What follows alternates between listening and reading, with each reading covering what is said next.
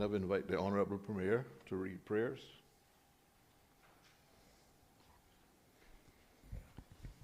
Thank you, Mr. Speaker.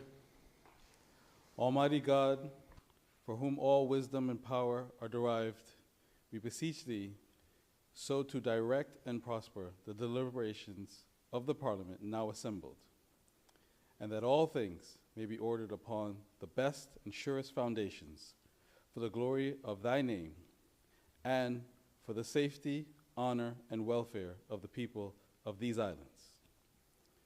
Bless our sovereign, King Charles III, William, Prince of Wales, and all the royal family.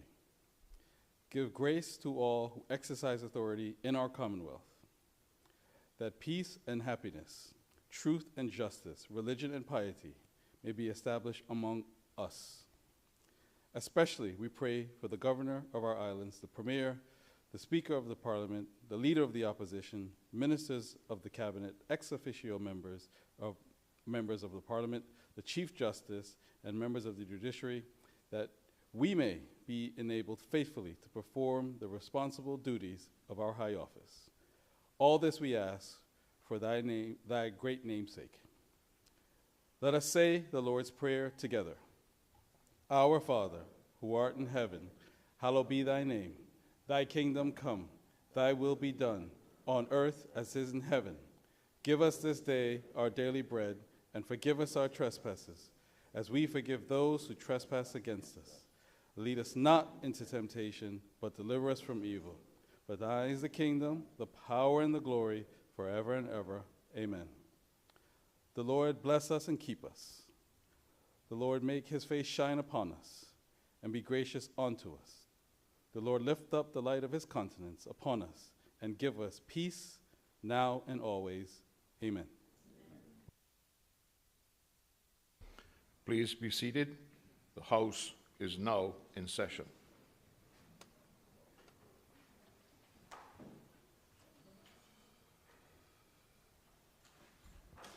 Reading by the Honourable Speaker of Messages and Announcements. None.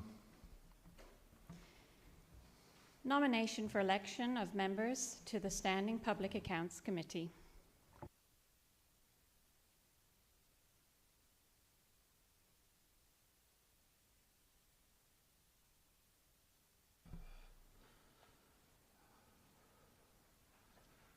The Standing Public Accounts Committee exists under Standing Order 97.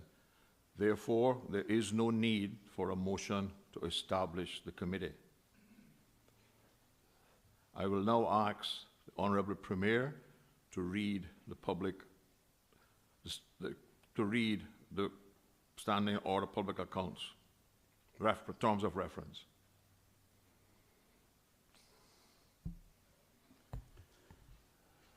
Thank you, Mr. Speaker.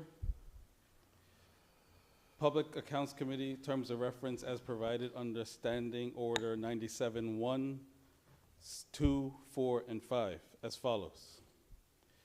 There continues to be established a standing committee styled the Public Accounts Committee to consider reports of the Auditor General on the accounts of the government, on such other accounts required to be laid before the House as the committee may think fit, and on any other matter incidental to the performance of the Auditor General's duties or the exercise of the Auditor General's powers as the committee may think fit. The Public Accounts Committee shall be nominated by the House at the beginning of a new session following a general election and consists of 6 members. The quorum shall be a majority of the members, including the presiding officer. The Public Accounts Committee shall make their report upon the report of the Auditor General on the accounts of their government before the Auditor General's report is laid on the table of the House, and both the committee's report and the Auditor General's report shall be laid at the same time. Subject to these standing orders, the practice and procedure of the Public Accounts Committee shall be determined by the committee.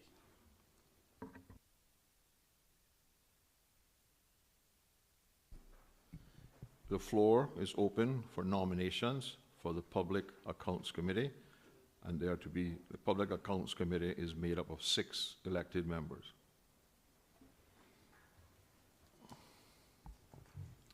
Mr. Speaker, I rise on behalf of the government to nominate 2 members, the member for West Bay West and the member for Newlands.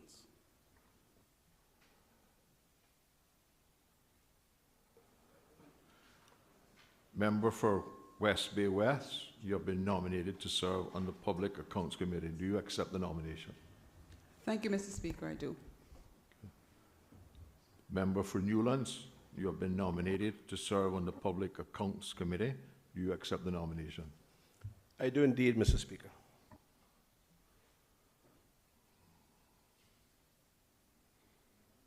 Leader of the Opposition. Thank you, Mr. Speaker. Mr. Speaker, I rise on behalf of the opposition to nominate 4 members to the Standing Public Accounts Committee. The member for Georgetown East, the member for Georgetown Central, the member for Red Bay, and the member for Bordentown East. Mr. Speaker, would this be a time that we would suggest a chairman, sir? I think I would appoint Okay. a chairman after the committee is elected. Thank you. Member for Georgetown East, you have been nominated to be a member of the Public Accounts Committee. Do you accept the nomination?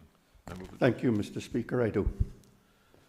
Member for Georgetown Central, you have been nominated to serve on the Public Accounts Committee. Do you accept the nomination? Mr. Speaker, I do. Member for Red Bay, you have been nominated to serve on the Public Accounts Committee. Do you accept the nomination? I accept, Mr. Speaker. Thank you. Member for Bordentown East, you have been nominated to serve on the Public Accounts Committee. Do you accept the nomination? Thank you, Mr. Speaker. I do. I think the people on your side need a seconder. Can I have a second, Mr. Speaker?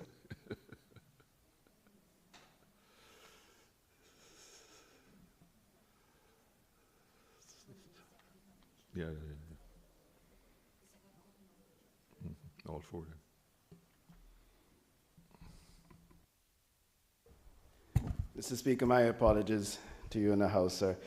I made a mistake in saying Bordentown East. I meant to say Bordentown West, sir. Okay. Member for Bordentown West, you have been nominated to serve on the Public Accounts Committee. Do you accept the nomination? Mr. Speaker, yes. Mr. Leader of the Opposition, I need a seconder for all 4 of those people for the Public Accounts Committee, please. Mr. Speaker, indeed my pleasure to second the 4 nominations. Thank you. Are there any other nominations? Are there any other nominations? Are there any other nominations? If not, I would ask for a motion to close nominations.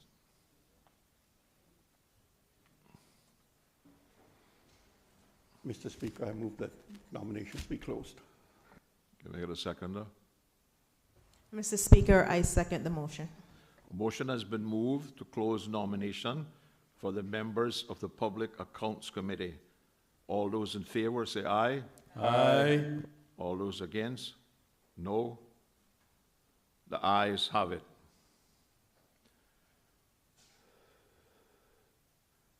There being only 6 people nominated, I therefore declare that the Public Accounts Committee shall consist of the following honorable members: the member for West Bay West, the member for Newlands, the member for Georgetown East, the member for Georgetown Central, the member for Red Bay, and the member for Bordentown West. And I believe that at this point in time, I will name the Leader of the Opposition as the Chairman of the Public Accounts Committee.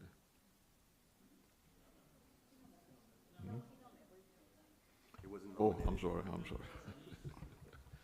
Then, I guess you want to leave it and let the committee elect their own chairman, or do you want to appoint nominate a chairman now? Okay, can we leader of the opposition? Thank you, Mr. Speaker. Mr. Speaker, I rise to nominate the member from Georgetown East as the chairman of the Standing Public Accounts Committee. Okay. Member for Georgetown East, you've been elevated to the lofty position of chairman of the Public Accounts Committee. Do you accept? Thank you, Mr. Speaker. I do. Thank you. So I therefore declare that the member for Georgetown East will be the chairman of the Public Accounts Committee. Thank you all very much.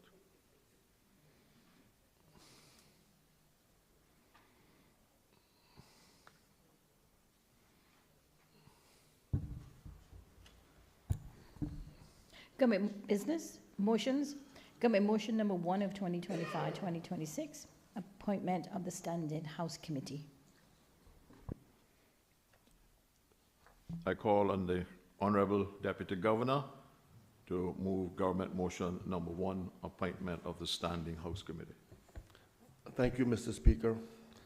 Mr. Speaker, be it resolved that in accordance with the provisions of Standing Order 99, this House appoints a Standing House Committee charged with the duty to make recommendations to the House in respect of A, matters affecting the working conditions, comfort, and facilities of members during meetings of the House. B, matters affecting the working conditions, comfort, and facilities of the officers of the House. C, the operation and maintenance of the library of the House and the provision of research facilities. D, the maintenance, upkeep, furnishing, and equipment of the Parliament building and its precedents. And be it further resolved that the Standing House Committee shall comprise 5 elected members, one of whom shall be elected by the members of the committee as chairman and one as deputy chairman. And be it further resolved that the quorum of the committee shall be 3 members of the committee, including the chairman or the deputy chairman. And be it further resolved that the committee review its terms of reference and report any recommendations to this honorable House. Thank you, Mr. Speaker. The motion has been moved. Does the member wish to speak to the motion? No, sir. I think the motion is quite clear. This Standing House Committee is responsible for running the sort of business of the House and making sure that members are comfortable and that they have the necessary facilities to carry out the responsible duties of their office. Does any other member wish to speak to the motion? If not, does the member wish to exercise his right to reply? No, Mr. Speaker, just thank everyone for their support. Okay. The motion is, and be it therefore resolved that the Standing House Committee shall comprise 5 elected members, one of whom shall be elected by the members of the committee as chairman and one as deputy chairman. And be it further resolved that the quorum of the committee shall be 3 members of the committee, including the chairman of the deputy or the deputy chairman. And be it further resolved that the committee review its terms of reference and report any recommendations to this honorable House. All those in favor, please say aye. Aye. All those against? The ayes have it. The Standing House Committee, having been duly established, I now open the floor for nominations for members of the Standing House Committee.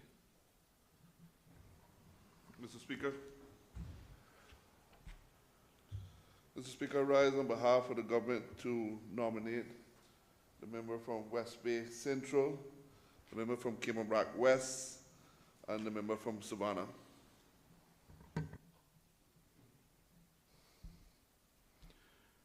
Member for West Bay Central, you have been nominated to serve on the Standing House Committee. Do you accept? Thank you, Mr. Speaker. I accept the nomination. Member for Cayman-Brac West, you have been nominated to serve on the Standing House Committee. Do you accept the nomination? Thank you, Mr. Speaker. I accept the nomination.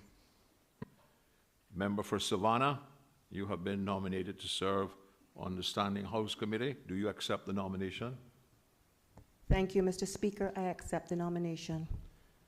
Are there any other nominations? Mr. Speaker, I rise to nominate the member for Red Bay and the Leader of Opposition, the member for Georgetown North.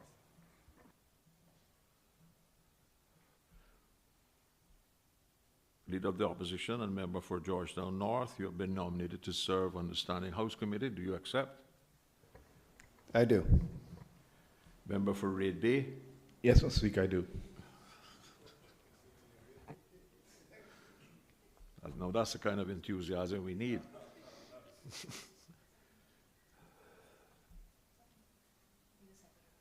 We need to have the seconder for the people from the opposition. I second the motion, Mr. Speaker. Okay.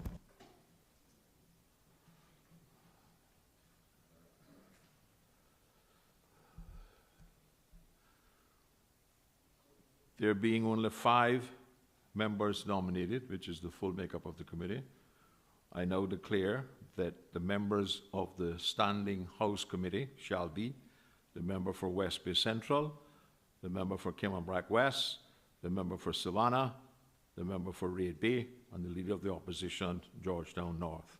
Congratulations.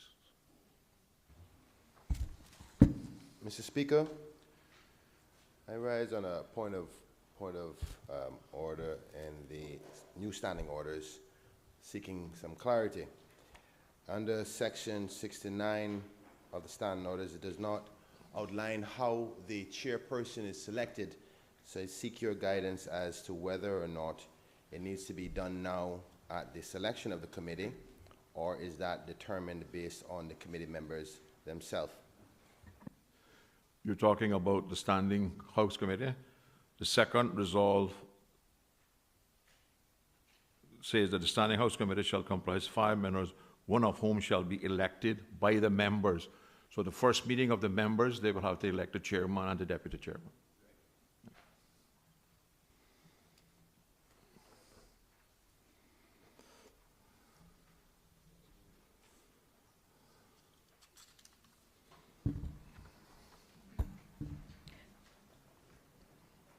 Government motion number 2 of 2025-26, appointment of the Standing Privilege Committee. I now invite the Honourable Deputy Governor to move government motion number 2, appointment of the Standing Select Committee on Privileges. Thank you, Mr. Speaker. Whereas Standing Order 99 provides that this Honorable House may appoint other standing select committees as required from among its members, be it therefore resolved that, in accordance with the provisions of Standing Order 99, this House appoints a Standing Select Committee of Privileges to consider and report to the House on either matter affecting the privileges of this Honorable House. And be it further resolved that the committee comprise all honorable members of this Parliament, the chairman being elected from among the committee members. And be it further resolved that the committee shall elect a deputy chairman from amongst the committee members, who shall act as chairman of the committee during the absence of the chairman. Thank you, Mr. Speaker. Government motion number 2 has been duly moved. Does the member wish to speak to the motion? No, Mr. Speaker. I think the motion is self-explanatory. Does any other member wish to speak? Does any other member wish to speak? Does any other member wish to speak? Would the mover use his right to reply?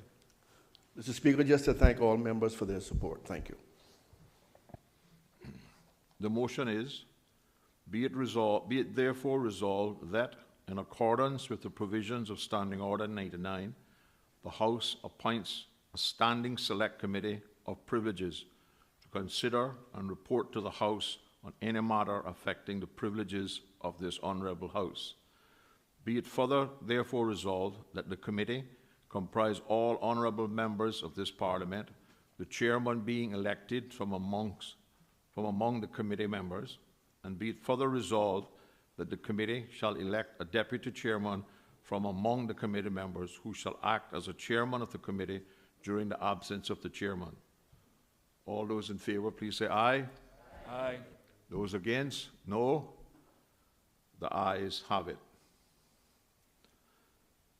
The Standing Select Committee on Privileges is therefore established, and it comprises all members of the House, and at its first meeting, the members will elect a chairman and a deputy chairman.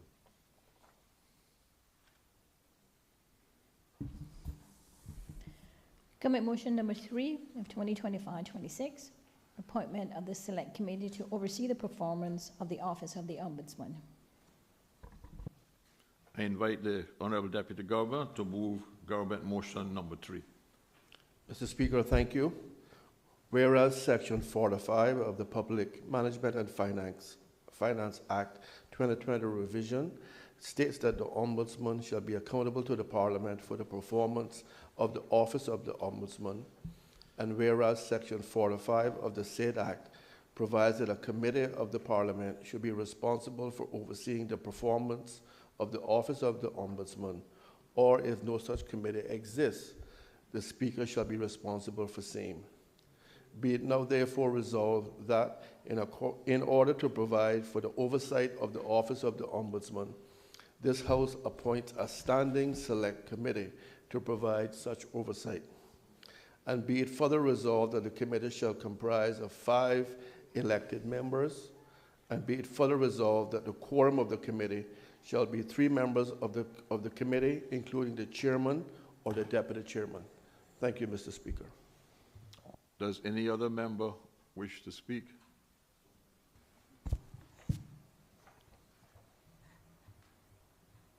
The member for Georgetown Central. Thank you, Mr. Speaker. Only to give a short contribution by a procedural matter. There's 19 elected members of this Parliament and 2 executive members, ex officio. But as we transition, Mr. Speaker, to the independence of the elected arm on behalf of the good people, I would just like for the clarity for those who we represent who are listening to understand the procedure as to why the motion is being brought by the Honourable Deputy Governor as opposed to that of its representative by the Honourable Premier. This is a non-contentious issue, but we have to continue to mature and transform, and this motion is something that should be brought by the elected arm and not by, in my humble opinion, the Deputy Governor. Thank you, Mr. Speaker. Does any other member wish to speak? Does any other member wish to speak? If not, I'll ask the mover of the motion to exercise the right to reply. Mr. Speaker, thank you. Mr. Speaker, I can confess that I sort of asked the same question, why am I doing this? But I'm not looking for more work. If the members think that going forward an elected member should bring the motion, I'm happy to give way. And I think, thank the member for raising the issue. Again, as we mature, just a few years ago, this Parliament was not independent. Now it is. So if this is just a part of our maturity as we move forward, then happy to go along with that, Mr. Speaker. But again, I thank members for their support. The motion is, be it now therefore resolved that in order to provide for the oversight of the office of the Ombudsman, this House appoints a standing select committee to provide such oversight. And be it further resolved that the committee shall comprise 5 elected members, and be it further resolved that the quorum for the committee shall be 3 members of the committee, including the chairman or the deputy chairman. All those in favor, please say aye. Aye. All those against, no. The ayes have it. The Select Committee to oversee the performance of the Office of the Ombudsman having been established, I now open the floor for nominations of up to 5 members. Honorable Premier. Thank you, Mr. Speaker. I'd like to nominate 3 members. The member for North Side, the member for Georgetown South, and the member for West Bay West. Thank you. Member for Northside, you have been nominated to serve in the Select Committee to oversee the Office of the Ombudsman. Do you accept the nomination? Mr. Speaker, I accept. Member for Georgetown South, you have been nominated to serve on the committee to oversee the performance of the Office of the Ombudsman. Do you accept the nomination? Mr. Speaker, thank you. I accept, sir. Member for West Bay West, you have been nominated to serve on the committee to oversee the Office of the Ombudsman. Do you accept the nomination? Thank you, Mr. Speaker. I accept. Are there any other nominations? Leader of the Opposition. Thank you, Mr. Speaker. Mr. Speaker, I rise to appoint 2 members, or nominate 2 members to the appointment of the Select Committee to oversee the performance of the Office of the Ombudsman. I'd like to nominate the member from Bordentown West and the member from Georgetown West. Do you have a seconder? Mr. Speaker, I second the nominations for Bordentown West and Georgetown West. Member for Bordentown West, you have been nominated to serve on the Select Committee to oversee the performance of the Office of the Ombudsman. Do you accept? Mr. Speaker, I accept. Member for Georgetown West, you have been nominated to serve on the Select Committee to oversee the performance of the Office of Ombudsman. Do you accept? Mr. Speaker, I accept. Are there any other nominations? Are there any other nominations? If there are no other nominations, I would accept a motion for the closure of nominations. Mr. Speaker, I rise to move a motion for the nominations to be closed. Can we have a seconder? Mr. Speaker, I second the motion to close nominations. The motion is that nomination for the Select Committee to oversee the performance of the Office of the Ombudsman be closed. All those in favor, say aye. Aye. Those against, no. The ayes have it. I therefore declare that the Select Committee to oversee the performance of the Office of the Ombudsman shall be the member for Northside, the member for Georgetown South, the member for West Bay West, the member for Bordentown West, and the member for Georgetown West. Congratulations.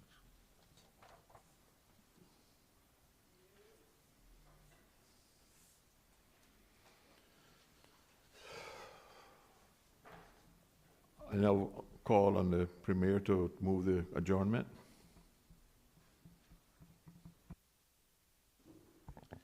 Thank you, Mr. Speaker. I move the adjournment of this Honorable House. Sine die. The motion for adjournment having been moved, Member for Georgetown. It is at this time that I would invite each member to speak for 3 minutes.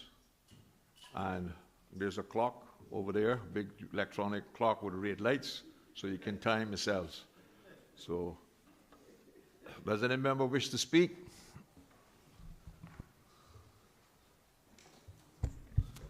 Sarge, sit at the table.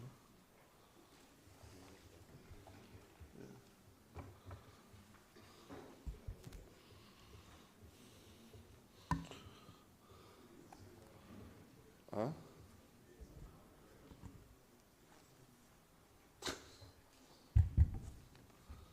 Mr. Speaker, honorable members, what a journey it has been. I stand before you today deeply humble and grateful to the people of Northside for trusting me with their future once again. This victory belongs to the people of Northside. I am merely the vessel through which God fulfills the dreams and hopes of the people of Northside. I thank them for seeing me fit to be this vessel. From the very beginning, I promised to listen, consult, and to deliver results that matter to the district. I have remained true to that promise. Northside believes that I have kept my word, and indeed, that was the cornerstone of my campaign. I kept my word. Mr. Speaker, I want to take a moment to express my heartfelt gratitude to some of the very special groups within Northside families, our senior citizens. You are the memory and the wisdom of the district. Your stories, your experience are invaluable as we move forward, and I vow to honor your needs and give you a voice in every decision we make. I thank you for sharing your hopes, your prayers, and your dreams with me.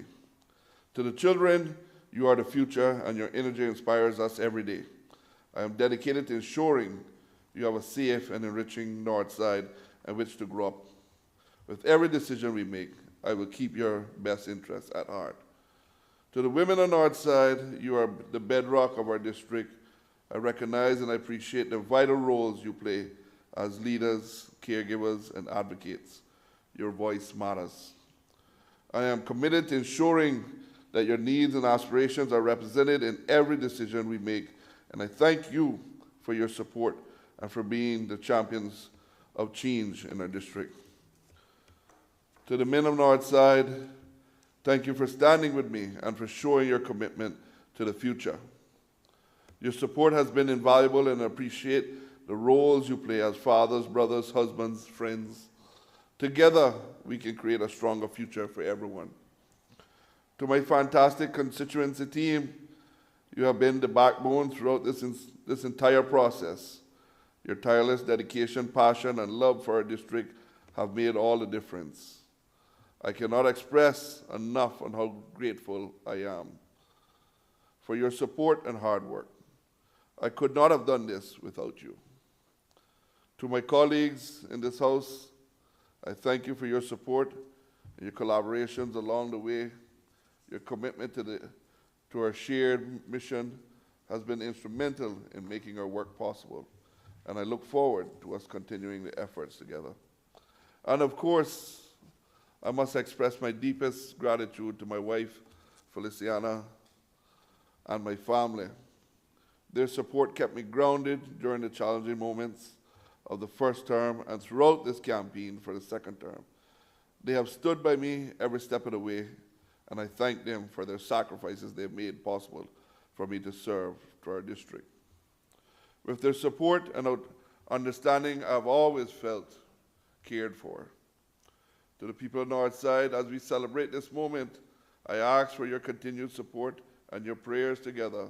Let us vow to make Northside a true priority, a pledge to serve and prioritize our district needs above my own, and to ensure we are always moving forward together throughout consulting and open dialogue.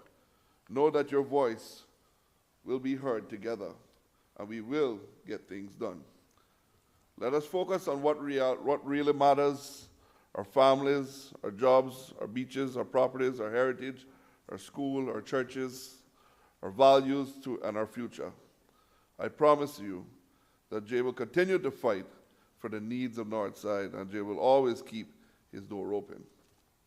Jay wants to hear from you and learn from you and work with you. Thank you once again for your trust and belief in me and your commitment of making Northside an even better place to live and work together. Together, we will accomplish great things and put Northside on the top. Mr. Speaker and colleagues, thank you so much for your attention, and it's time to get to work.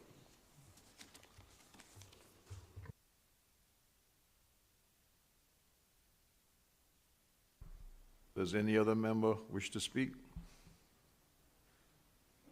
Member for West Bay West.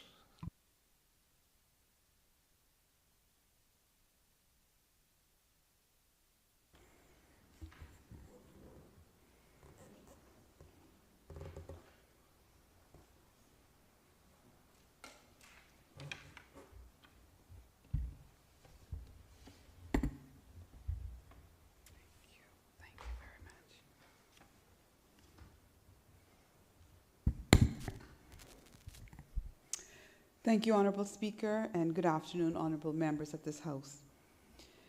Today is a profoundly special day for all of us who are stepping into this honorable house as the first-time members of Parliament. Having taken our oath to serve these beloved Cayman Islands, I can think of no greater honor. I first give thanks to God for his direction and strength throughout this journey. There were many difficult days on the campaign trail, and without his guidance and favor, I could not have made it to this moment. I extend my heartfelt thanks to my family, who stood by me and made countless sacrifices of time, energy, and peace of mind. To my husband Robert and my children, Tasha, Clint, and Shanda, and to my brothers who gave unwavering support. A special thank you must also go to my brother Charles, who returned home from the UK and dedicated the past 2.5 months to assist me during this journey. To my committee, who knocked on doors, handed out flyers, and showed up whenever there was work to be done, thank you. I am eternally grateful to each of you for helping push me across the finish line. To my nominators, Mrs. Shelleen Sibaha and Ms. Shanika Groves, thank you for believing in my ability to lead West Bay in a new direction and for having the courage to nominate me. I also want to recognize and thank my Cayman Islands National Party team for their tireless support.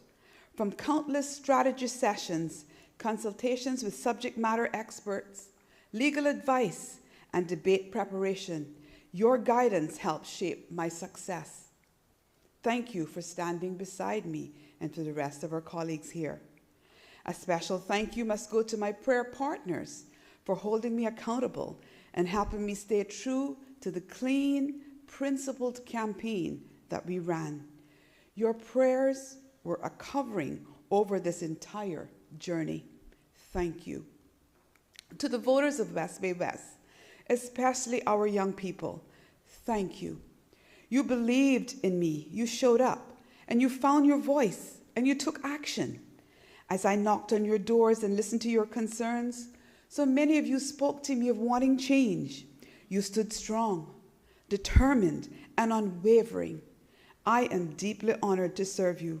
I pledge to represent our resilient, vibrant community with all the energy and integrity that I have. We must continue to raise our voices, break barriers, and build a Cayman where every Caymanian can thrive. I want to acknowledge and applaud all the candidates who put themselves forward, but were not elected this time. This is no easy feat, and I am proud of your courage. Your communities still need you. Stay active. Lead the district councils. Continue making a difference. Your talents matter, and your service is so valued. It would be remiss of me not to thank my predecessor, the Honorable Makeba Bush, for over 40 years of service to the Cayman Islands. He spent more than half of his life serving these islands, and for that, we say thank you.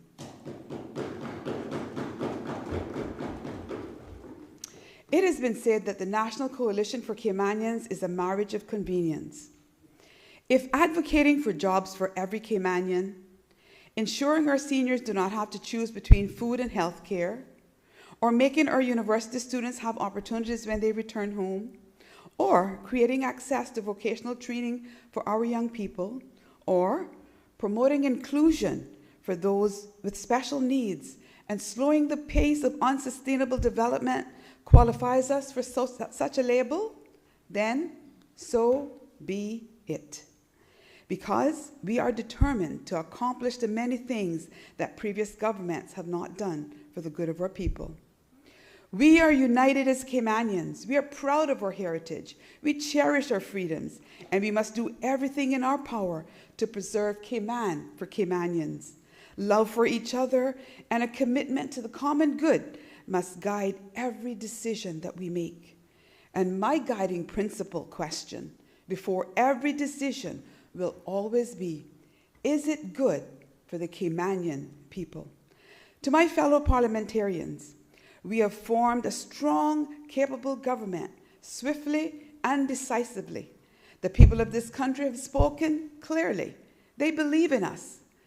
Now, let us honor that trust by governing with transparency, with wisdom, with humility, and accountability, always seeking guidance from God above. Let us leave these islands better than we found them. In closing, to the people of West Bay West, I will never forget you. You placed your trust in me, and I will serve you with all of the sincerity and dedication that I have.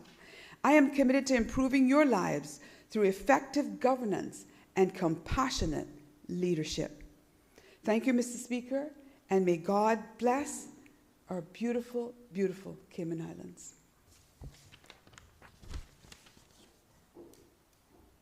Does any other member wish to speak? Member for Georgetown, sir. Mr. Speaker, honorable members, I stand before you today with deep gratitude and humility. I am truly honored to take on the responsibility of serving our beloved Cayman Islands, to walk the path of our forefathers walked and follow in the footsteps of those who shaped our nation is not just a duty, it is a calling I accept with pride and purpose. Mr. Speaker, I want to take this opportunity in these sacred chambers to first of all thank God, because without him this would not be possible. Yesterday, as I sat out there, a great pride came over me because my dad of 93 years, who served this country back in his 60s, was able to witness me getting sworn in. And I just want to wholeheartedly thank him for everything that he's helped me to be the man I am today. I also want to thank the people who helped me to this point. I would like to thank my wife Angel and my children Hannah, Gannon, and Reagan, because they're the ones that we are actually doing this for today, sir. My committee members, and most of all, the great people of Georgetown South. My fellow Caymanians have placed their trust in me, not just with their votes, but with their hopes and their dreams. And I promise to work every single day to honor that trust. My call today and for the next 4 years is to serve the people. It's about building stronger communities, uplifting families, and creating opportunities for everyone. My commitment is real, and my love for these islands run deep. Mr. Speaker, I am respectfully asking of all 19 honorable servants of this House to work together for the best interests of our beloved Cayman Islands and our fellow Caymanians. I thank God for his blessings, and I look forward to working passionately with each and every one of you for a better Cayman. So let's move forward with unity in our hearts, hope in our spirit, and a shared belief in the prosperity that we can build together. I thank you, and God bless these beloved Cayman Islands.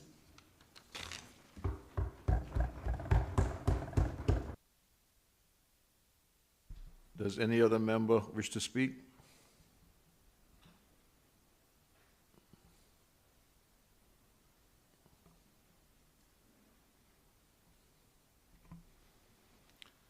The motion is that this House do adjourn. Sine die. Oh, okay.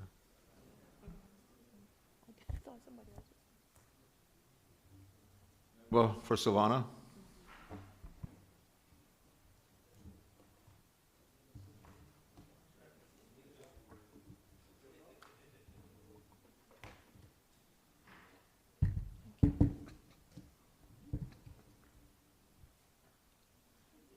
Thank you, Mr. Speaker. Mr. Speaker, I rise today to offer a brief contribution, and I begin by stating a truth that resonates deep within my soul. God is good. Yes, Mr. Speaker, God is good. As we embark on this 4-year term, I wish to seize this opportunity to express my sincere and profound gratitude to the wonderful people of Savannah. Thank you for entrusting me with this responsibility. Thanks to the staff of the community office, they toil tirelessly. To my foot soldiers, committee members, agents, you took me over the finish line. Thank you.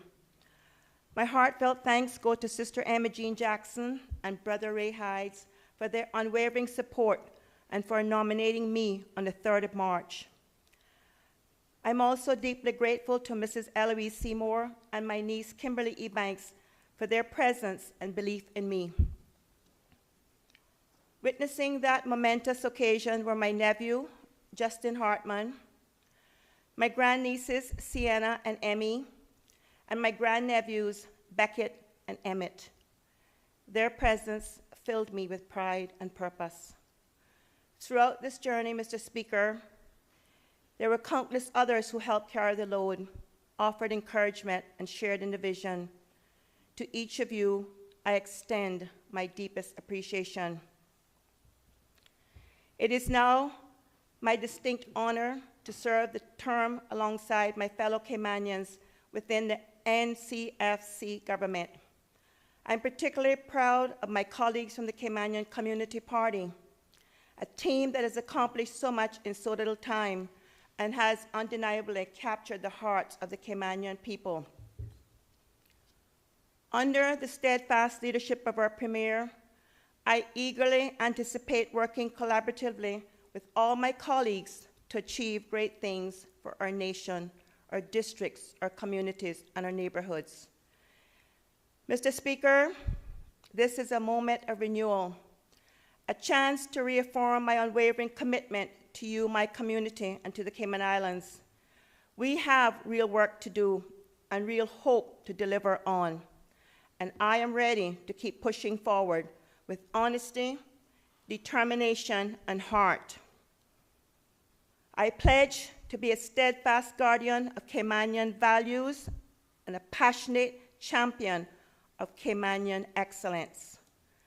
Finally, thank you, Mr. Speaker, for your willingness to serve our nation once again. Your dedication is deeply appreciated. God bless these beautiful Cayman Islands. Thank you. Leader of the Opposition. Thank you, Mr. Speaker. Speaker, I rise to make a brief statement. Mr. Speaker, honorable members of this Parliament, my fellow Caymanians, today marks the beginning of a new chapter for our Parliament and our country. The elections are now behind us, and while the results may not have unfolded as we had hoped, they tell a story that we must all take to heart. Mr. Speaker, the People's Progressive Movement emerged with 7 seats, the largest number won by any single party. The Cayman Islands National Party secured 4, the TCP also 4, and independents took 4. Once again, it is negotiations and not the clear will of the people that have shaped the formation of our government. And Mr. Speaker, as many of us will remember, this is not the first time that we found ourselves in such a position. But, Mr. Speaker and honorable members, while it would be easy to dwell on the disappointment, that is not why I stand here today. Instead, I rise with a heart full of gratitude and a spirit renewed by the resilience of our people. I want to say thank you, first and foremost, to God, who makes all things possible. To every voter who placed their trust in our team, all 5,000 plus of you. To every volunteer who knocked on doors, made phone calls, and worked tirelessly to spread our message of progress.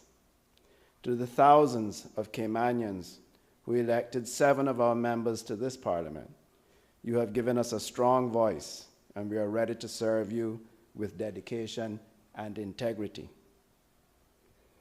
To my family, my wife, my 2 sons, you have stood by me for 4 elections now. Each one seems harder than the other. I apologize for the late nights, exposing you to sometimes vicious and cruel comments on social media, the missed special occasions, and the emotional roller coaster that you have had to endure over the past several months.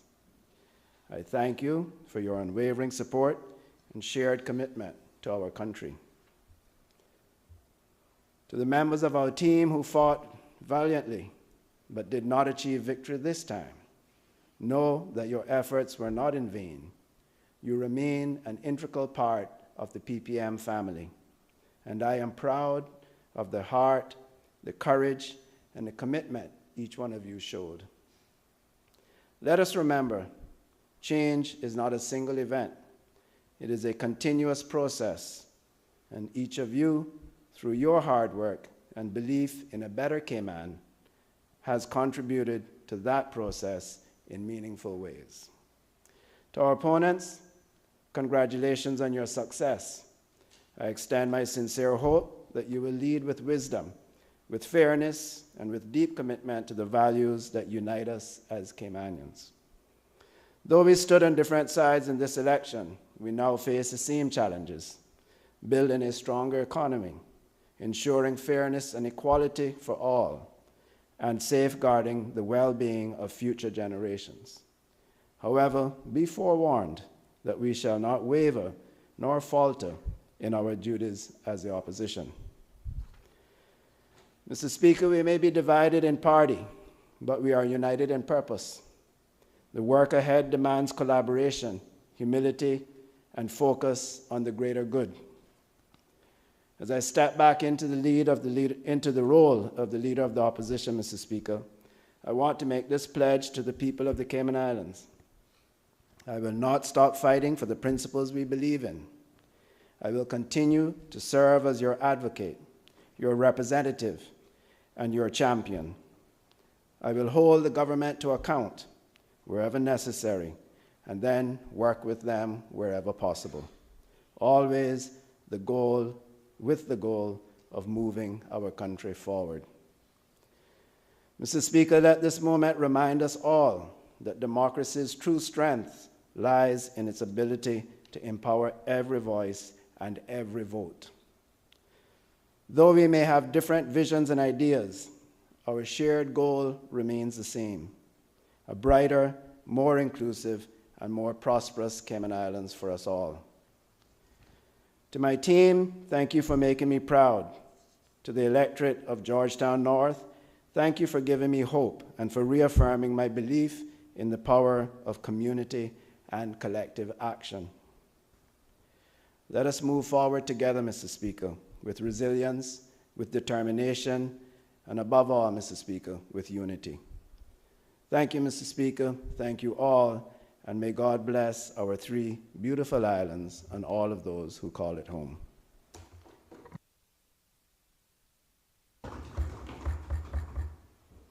Does any other member wish to speak? Member for East End. Thank you, Mr. Speaker, and good afternoon to you and the other honorable members of this House. I rise this afternoon with gratitude and purpose as I take up a second term in this honorable House of Parliament. But first and foremost, Mr. Speaker, I offer my heartfelt thanks and praise to our Father in heaven for his continued blessings on my life and on the people of East End and the Cayman Islands. To my East End Committee and the great people of East End, thank you. Thank you for recognizing the work that has been done on behalf of our district and for placing your trust in me once more to see that work through to completion. Your unwavering support strengthens my resolve to continue advocating for the needs of our community and striving to improve the lives of our people. Mr. Speaker, I also want to take this opportunity to also publicly extend my gratitude to Chief Officer Teresa Chanique and the dedicated team at the Ministry of Youth, Sports and Heritage for their efforts in organizing the church service on Sunday at the Webster Memorial Church in Bordentown and the Emancipation Day celebration in Georgetown on Monday past. They often said that good teams make great leaders, and with this team, I sometimes feel my job is made too easy, sir. They worked beautifully, incorporated every aspect of the ministry's portfolio into the Emancipation Day celebrations in Georgetown. And for example, we had an uplifting, moving prayer by 13-year-old Nyla Christian, blessing our nation. The Cayman Islands Watercraft Association brought excitement and energy through the sport of jet skiing. The main stage and dance floor came alive with vibrant displays of our culture and heritage, which is offering a powerful testament to the theme of building unity while strengthening our legacy. I would also like to invite the public to join us as we conclude these meaningful celebrations this weekend in the BRAC. On Saturday, we gather at Watering Place Gardens at 4 p.m. And on Sunday, the 11th, at 11 a.m., we hold our closing church service at Bethel Baptist Church in Spot Bay. But as I conclude, Mr. Speaker, again, I'm deeply grateful to the people of East End and of the wider Cayman Islands for entrusting us with the opportunity to serve. Over the next 4 years, I am committed, as I'm certain we all are committed, to working tirelessly to make our country stronger, brighter, and better than ever. Thank you, and may God continue to bless these wonderful Cayman Islands.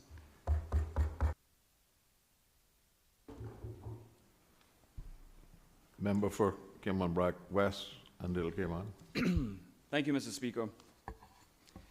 Mr. Speaker, I rise here before all of you, humbled, honored, and filled with gratitude to address this honorable House as the newly elected Member of Parliament for Cayman Brac West and Little Cayman, and also to stand in unity with the National Coalition for Caymanians. We've been called a marriage of convenience, Mr. Speaker, but I think it is more of an arranged marriage. An arranged marriage, an arrangement for people over politics, an arrangement to bring unity, prosperity, and hope to all Caymanians throughout our islands, and an arrangement to bring better days for our beloved Cayman Islands. So, with every great wedding celebration, there comes a vote of thanks. And with that, Mr. Speaker, I'll use the rest of my 3 minutes to give my vote of thanks. Mr. Speaker, first and foremost, I must give thanks to our Almighty God for all of His grace, His guidance, and strength throughout this journey, because surely without Him, none of this would be possible. Mr. Speaker, I give heartfelt thanks to my family, especially my wife, Aimee, who has humbly agreed to share me now with our people in Cayman Brac and Little Cayman, and indeed the wider country. I thank them for their unwavering love, patience, and encouragement. They truly have been my rock, my firm foundation through every challenge and triumph, and I am deeply and forever grateful to them for that. Mr. Speaker, I thank the people of Cayman Brac West and Little Cayman, my committee that brought me here today. You have placed your trust in me, and I do not take that lightly. I am here because of you, and I am here to serve you, every child, every elder, every family, every business, every corner of our beloved sister islands. You are all my people. And Mr. Speaker, I wish to acknowledge and pay respects to the honorable member for Cayman Brac East. Although we may be on opposite sides of the well, I know that I commit to working for our people across Cayman Brac and Little Cayman to ensure that all of our people draw water from the well. And that is my commitment to everyone there. We'll work together in good faith. We'll work together in unity and for the betterment of all who call Cayman Brac and Little Cayman their home. Mr. Speaker, I came into public life not for position or prestige, but out of a genuine desire to make a difference, to fight for opportunity, for equity, for dignity, and for hope. And I am committed to ensuring that the voices of our people in the sister islands are heard, respected, and acted upon. And Mr. Speaker, I will advocate not only for the sister islands people, but for all Caymanians, for better jobs, affordable living, access to quality health care, and sustainable infrastructure that respects our heritage while building our future.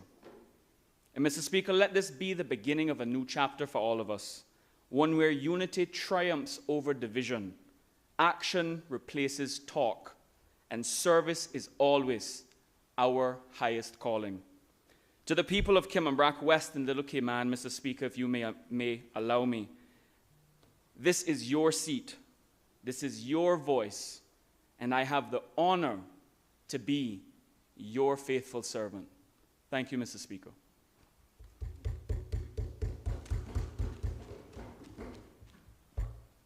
Other member wish to speak? Member for Prospect.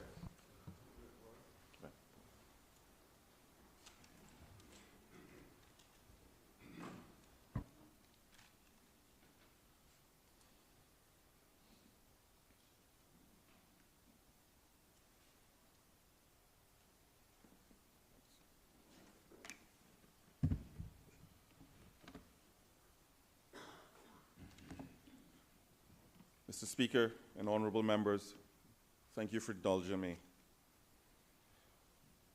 I'd like to thank God.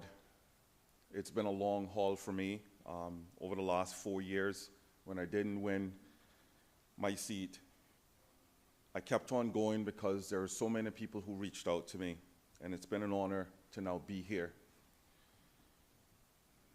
It's been an honor because my mom, for the first time, have watched me get up on the stage and take my oath, and that has truly been an honor for me.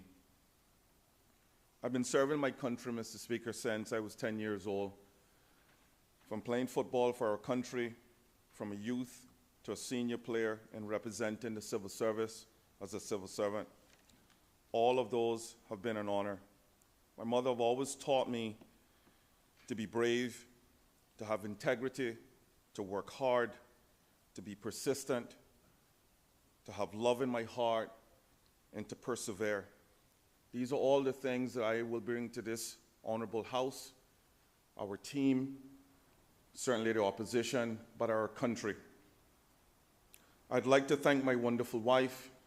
Over the last 4 years, it hasn't been tough for her because this has been a dream of mine, and she has supported every step of it. She's been the glue that have kept her family together.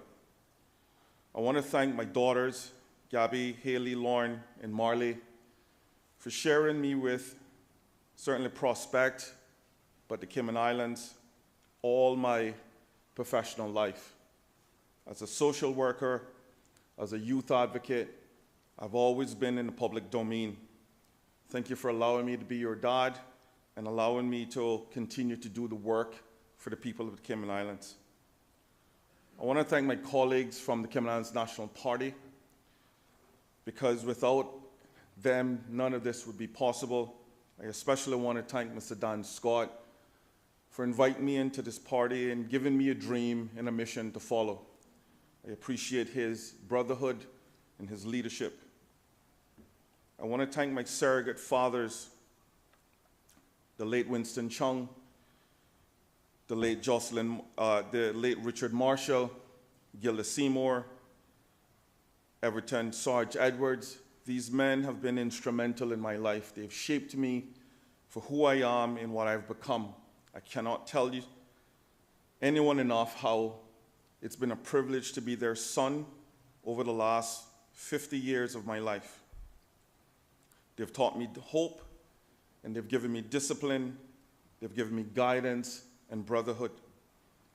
I want to thank my committee members. Over the last 6 months, it's been grueling, nonstop. They've worked beside me, they've canvassed with me, they've knocked on many doors inside in many living rooms and dinner tables with me, and I can't thank them enough. I'd also like to thank the voters in Prospect.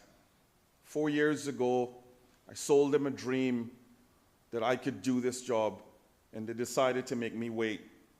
I want to thank them for embracing me in this current day, because they felt that I was the better person to hopefully lead them in that constituency. I also, Mr. Speaker, I want to thank my opponents. I believe that they have done a phenomenal job in putting their campaigns together, and it's been awesome seeing how they've worked, understanding that we all share the same commonalities of representing our country. Finally, I want to thank our people. We all share the commonality of serving you, and I hope over the next 4 years, we as a country can put petty politics aside and live in a harmony where we can have healthy debate and ensure that the Kimanian focus is why we're here. I came to Parliament to work, and while I'm hoping to make friends and have colleagues, I've come to do a job. And my responsibility, along with my colleagues and my team, is to fulfill the mission of what Kimanians have asked me to do, and certainly all 18 of us. I intend to fulfill that promise, and I am hoping that everyone in this wonderful house, in this honorable house, will help me do that. I'm here to work with everyone, not just the 10 other people on our team. And if anyone wants to solve the problems of our country, I'm willing to reach across the aisle. Thank you. May God bless the Cayman Islands, and may God bless this wonderful house.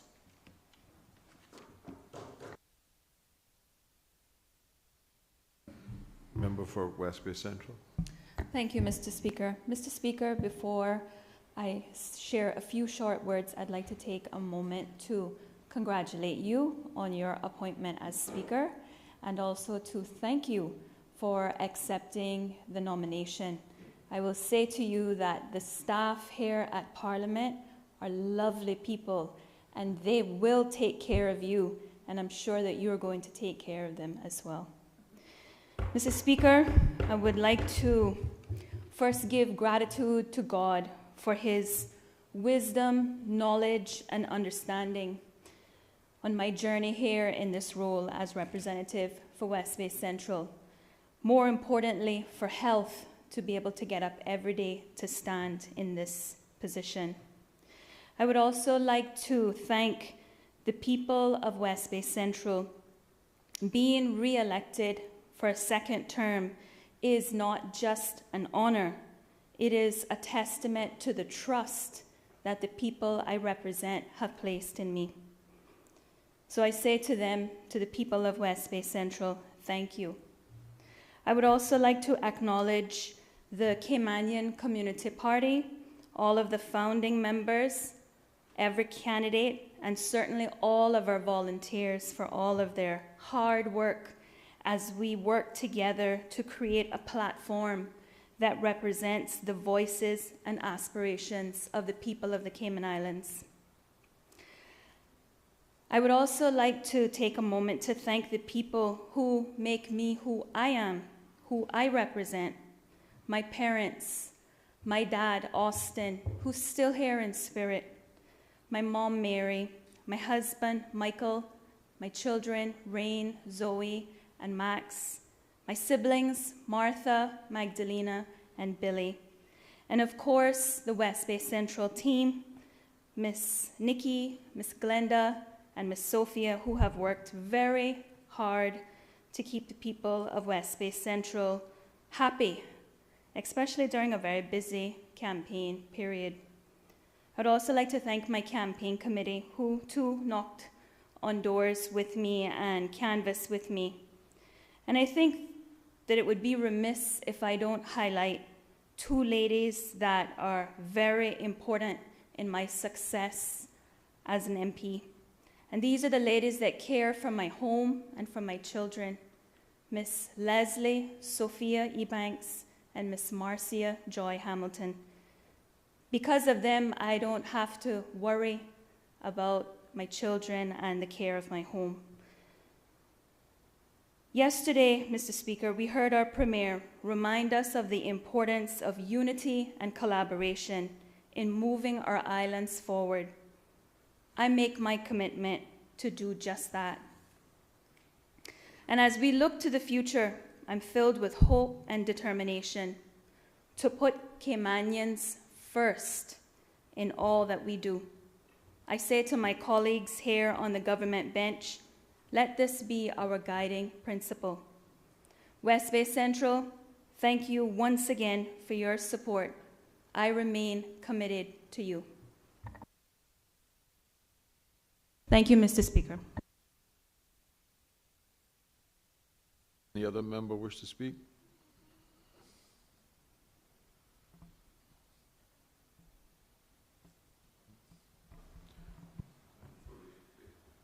Thank you, Mr. Speaker. Mr. Speaker, I'm filled with humility and a deep sense of responsibility to be a part of this honorable House as the representative for Red Bay. I sincerely thank the people of Red Bay for their trust and support, and it is a deep honor to represent you. Thank you for opening your doors and your hearts to me. As your representative, I commit to serving each and every member of our Red Bay community. And I will approach each day guided by your hopes, your concerns, and your ideas.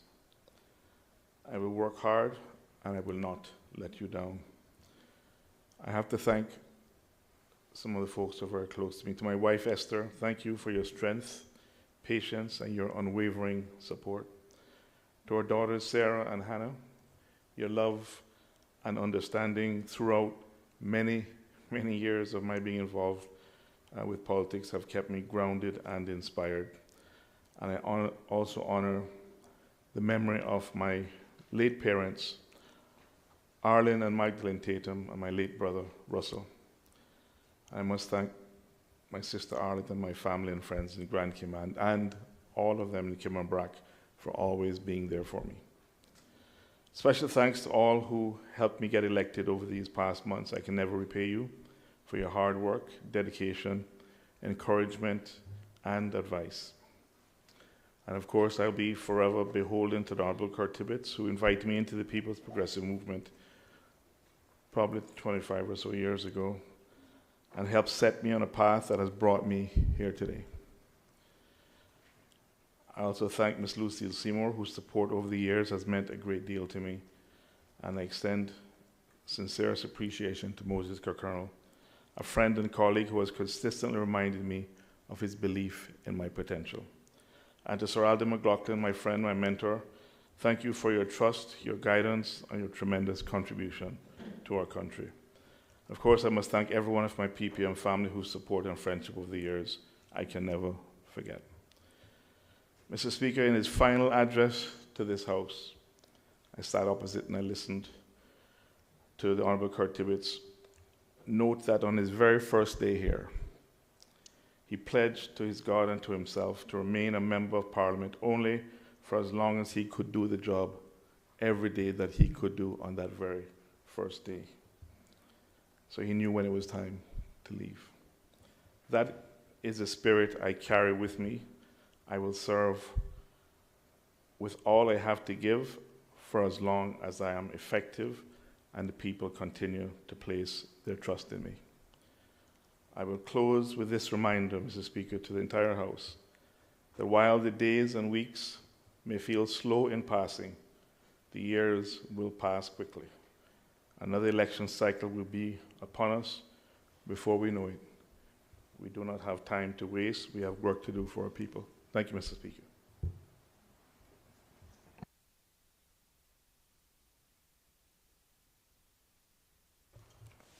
Member for Georgetown West.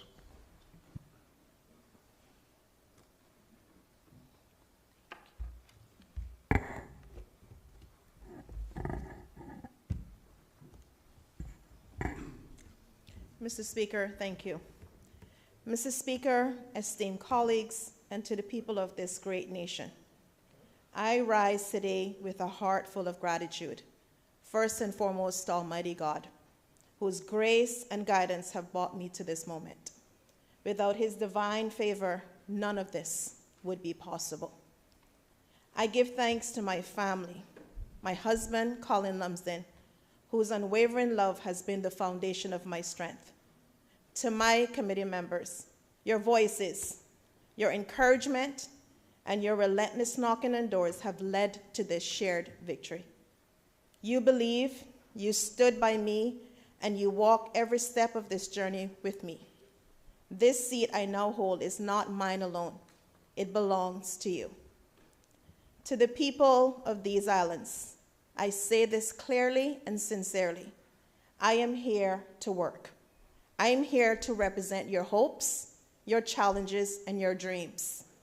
My only purpose in this House is to serve on your behalf, in your interest, and for your future.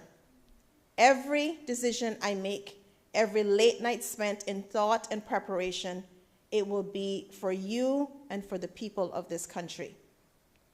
To the great people of Georgetown West, I thank you from the bottom of my heart.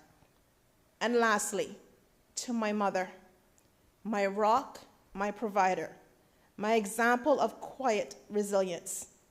You gave when you had nothing to give. You sacrificed so that I could stand. And today I stand in this chamber with your love wrapped around me like an armor.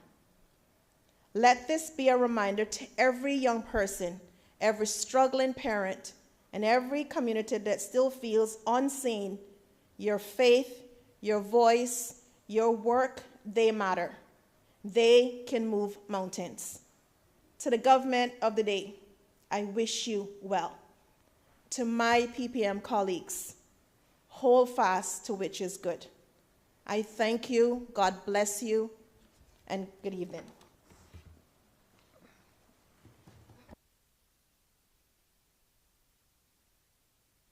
Does any other member wish to speak?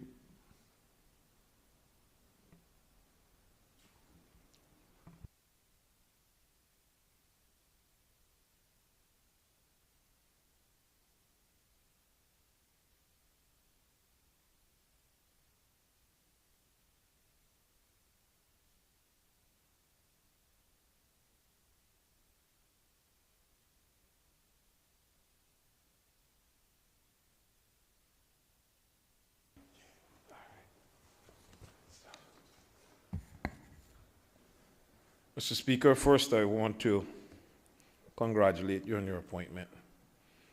And I know you will do a marvelous job. I see how you started today. And I was not surprised, but I surprised myself by being on time. I want to thank God and all of my prayer warriors. I want to thank my family. I want to thank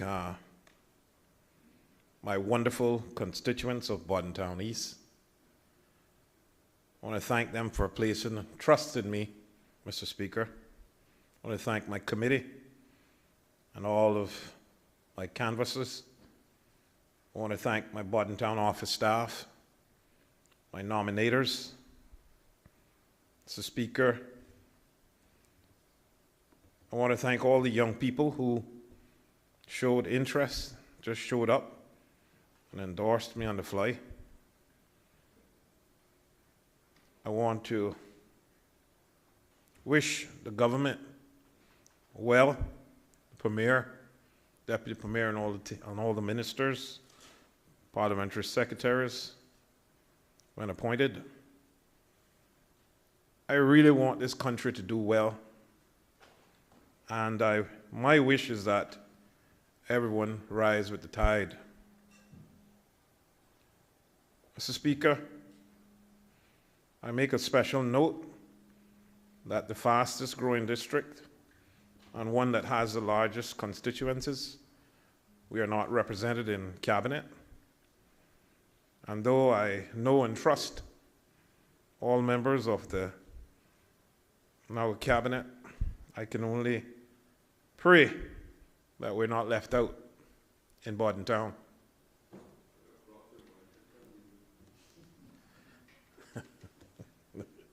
That's so true. Mr. Speaker, the people of Bordentown East have already started some great work, and I want to continue being the beam of hope to you, the people of Bordentown East. And I'm proud, no matter where I sit, to be the MP who has done a vast amount of work for Bordentown, and I'm reminded it goes unmatched. Mr. Speaker, my wish is that every constituency office, all 19 of them, are funded with greater support for those in need. I also ask for the government to continue their work in trying to ensure our seniors and our children receive free health care. Mr. Speaker, let us also continue to investigate a government discount store, as Minister from Northside and I started. Mr. Speaker, only now will I ramp up my efforts, roll up my sleeves to work hard for the people of Bordentown East. I accept the task of being the voice of the voiceless and the face of the faceless. Thank God for the courage you've given me to stand up and take on this sometime unthankful job of politics. May we be reminded of the old proverb, when elephants battle, the ant perish, symbolizing how the weak suffer in conflict between the powerful. Mr. Speaker, the Gun Square village raised me, very proud of it,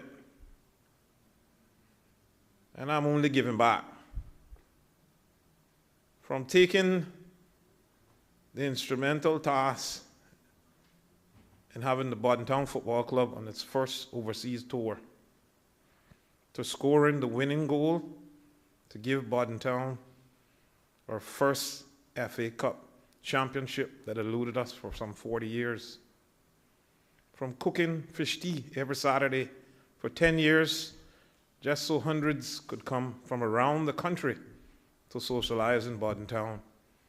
From delivering groceries at age 7 years old to seniors in Bordentown. Yes, Mr. Speaker, I am Bordentown.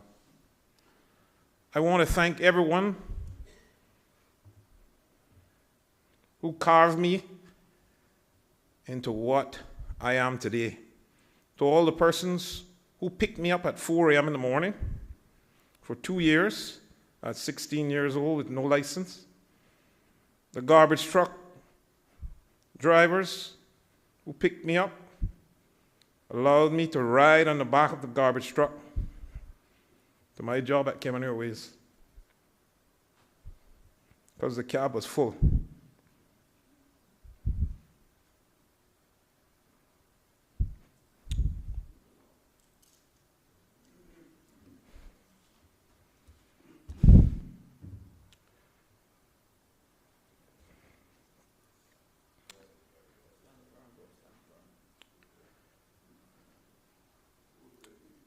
I want to thank the church and our pastors that helped me to gain so much faith. The only thing that matters, and that's reaching heaven. My mother Petals, my wife Tiffany, my children Zachary, Tahiti, Dior, Tanaya, Tessara, Terrell, and I could go on, Mr. Speaker. But I'll stop right there.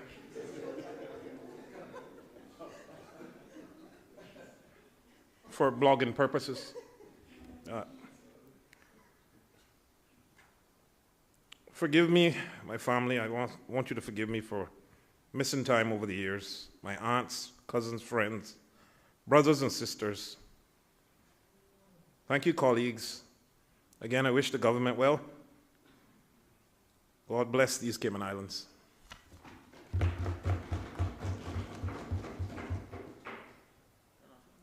Does any other member wish to speak?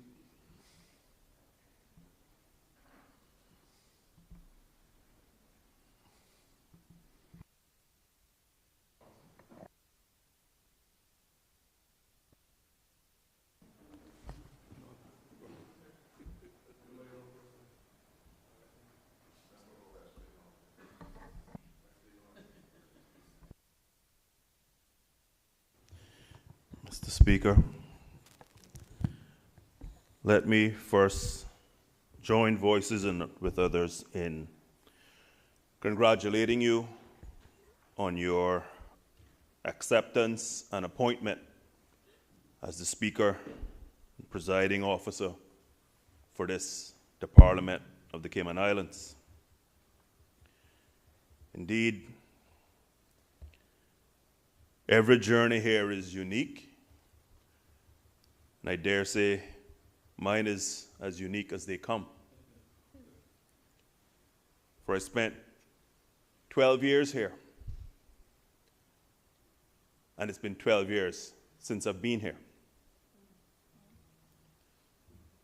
And so I want to thank my Lord and Savior, Jesus Christ, for giving me faith and strength, inner strength, to do and continue to do that which I know is right. Let me thank also all of the voters of West Bay North, those who voted for me or another candidate, and those who didn't bother to show up.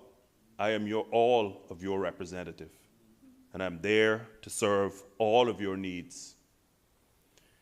Mr. Speaker, I also would like to thank my nominators, Mr. Orman Ebanks and Ms. Roshana Hides, for the confidence that they had in me. I would like to thank my entire committee, too many to mention, but 32 strong. I will thank them personally at a later date. Let me also thank my family. My mother was here when I began the journey, but she's no longer with me. But God saw it fit that my father could see me return to this house. All of my children, Cheryl, Sharina, Raheem, Sharice, and Ralston Jr. I would like to also thank all of my election agents for all of the work that they have done throughout this journey. Mr. Speaker, it has been quite the interesting view, quite the interesting lens to have not been here for over a decade, to have seen Cayman from that other side, that other lens, and then to return refreshed, reinvigorated, and blessed to still be young. Young enough to have a lot of work and a lot of energy for the days ahead. I commit to the children, families, and everyone who will fall within my ministerial responsibilities to be true to the cause, to be true to the work, to be accountable to not just my colleagues on the government bench, but to be accountable to this entire Parliament. For indeed, the work of government is not just about forming a government, but it is ensuring that we deliver for all the people of our beloved Cayman Islands. Mr. Speaker, during this journey, there are a few that I do have to mention individually. To all of the people who were confident enough to put out videos and endorse me, to my ex-mother-in-law, Miss Brenda Timothy, who has stood by me like no other, to Miss Magdalene Ebanks Clark, Debbie Pennington Ebanks, Roshana Hides, Matthew Ebanks, Alejandro Dominguez, Jewel Ebanks, Ashley, Chloe and Caleb, Velma Hewitt Powery, Jaron Reynolds Velasquez, Marva Reed, Dina Hides, Aquina Ebanks, and I cannot leave out my good prayer warrior who prayed at every single one of my meetings, Mr. Dewey Powery.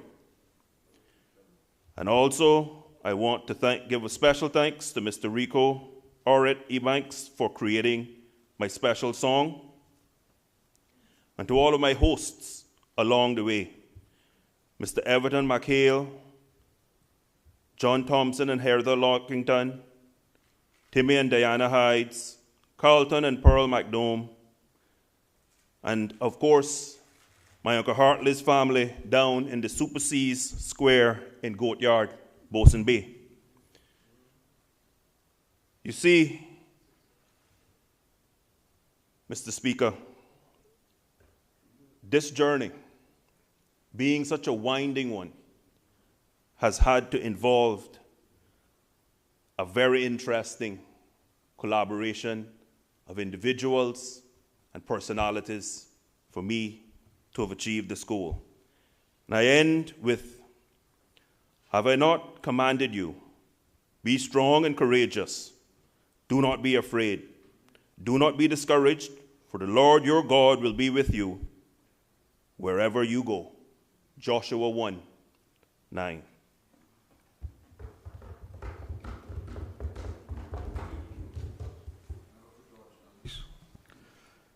Thank you, Mr. Speaker. I shall be brief with my comments. Mr. Speaker, like everyone else here, I do give thanks to God for guidance throughout this entire period of the campaign. I am grateful, Father, to him for the fact that, and to the voters who saw fit to return me to office in the recent elections. I am eternally grateful to them, and I promise that I will serve with the same vigor that I have always served for the 12 years that I have been here as a member of this Parliament. Mr. Speaker, I first of all congratulate you too on your appointment. I say this sincerely, so I'm glad to see you back. and I wish you every success in your role as Speaker. Mr. Speaker, as I stand here, I must give thanks especially to my wife, Glenda, who has truly been my rock during these 12 years. And she has stood beside me. She has helped me. She worked late all hours of the night helping me, and yet she still had to get up at 6 o'clock every morning and get to work. So she has done double shift for 12 years at 4 elections, and I'm eternally grateful to her as well. I do have to give thanks as well to my 3 daughters. And for the first time in this past election, they participated in a meaningful way as election agents, not just from me, but other PPM candidates as well. And their interest in things political is starting to develop. And so I am grateful for that, because I have found great satisfaction in being here as a member of this honorable House and serving as well on the government side as a minister, and as well serving here in the opposition. It has truly been a great experience, and one, Mr. Speaker, that has been very rewarding for me. And I'm hopeful that my children will continue to develop that interest in the political world, and at least some point in their life, take the plunge and seek public office. Mr. Speaker, I also want to give thanks to all the people that helped me during the campaign. Especially, I'd like to acknowledge the participation and help of my brother, who was an election agent, or he was my super agent on election day, and he's also one of my nominators as well. To all the people who worked for me and volunteered their time and effort, I'll have an opportunity later to show them my thanks. But having been able to stand here this afternoon and acknowledge them is gratifying to me, to be able to do that and let them know that their efforts are truly appreciated. And I'm grateful for their commitment and the hard work and the hours, long hours they did in helping to canvass, helping on elections day, you name it. They were there for me. Finally, Mr. Speaker, I'd like to say congratulations to everyone inside this chamber this afternoon. As I look out on the government bench, I think I counted 5 new faces in the team over there. I say a very special congratulations to you. Welcome to Parliament. I say the same too for my colleagues here, Miss Perlina, and also my colleague Roy Tatum, who has been as well a very strong supporter of me, and he was my political advisor or political assistant in the last term as well. So I'm glad to see him make that transition, because he has, probably well north of 20, 25 years of experience, just not inside this Parliament, but working as a political advisor and also chief of staff to the Sir Alden McLaughlin during his 2 terms as Premier.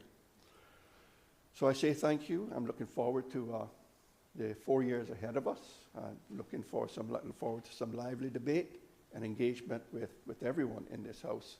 And I wish us all a very successful term. Thank you, Mr. Speaker.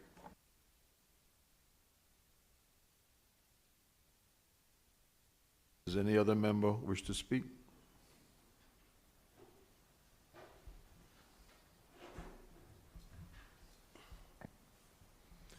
Member for Newlands.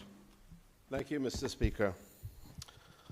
Mr. Speaker, I would first join with all colleagues in this House who have offered congratulations to you, sir, on your appointment as Speaker. I think it is well deserved, and we are all looking forward to a well-run Parliament starting on time, and the fair application of the standing orders by yourself, sir.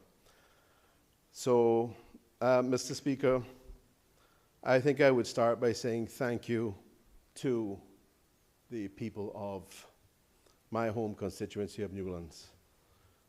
Mr. Speaker, they have filled me with humility.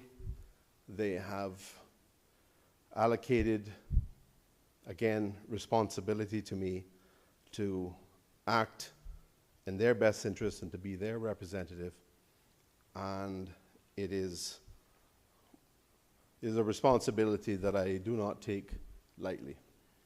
I